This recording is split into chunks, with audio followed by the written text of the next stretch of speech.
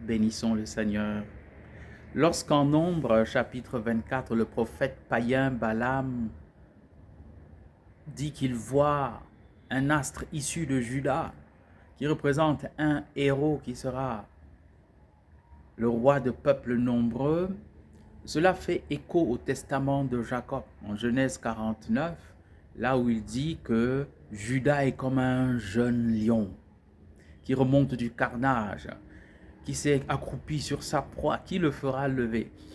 Et il annonce que le bâton de commandement ne quittera pas d'entre les pieds de Juda jusqu'à ce que vienne celui à qui le pouvoir appartient et qui doit régner sur des nations avec une verge de fer, un règne de droiture. Et celui-là, celui qui devait venir et qui est effectivement arrivé, celui à qui le pouvoir appartient, il est arrivé dans la descendance de Juda.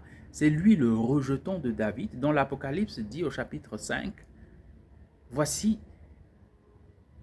le rejeton de David, le lion de la tribu de Juda a vaincu. » C'est lui, seul, au ciel, sur terre, sous la terre, qui est digne de prendre le livre de la main de celui qui siège sur le trône et d'en ouvrir les sceaux, afin de dévoiler et de laisser se déployer le projet de Dieu sur l'humanité, projet de salut, projet de paix.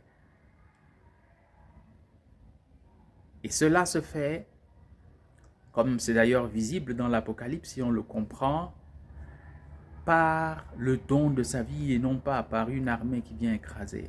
Parce que Jean, dans l'Apocalypse, Apocalypse 5, voit, quand on annonce ainsi le lion de la tribu de Juda, il voit venir non pas un lion, mais un agneau qui est immolé, mais qui est toujours vivant. Et cet agneau immolé, évidemment, c'est le Christ, celui, le lion de la tribu de Juda, qui donne sa vie pour ses brebis. Agneau berger de toute humanité, prends pitié de nous. Bénissons le Seigneur.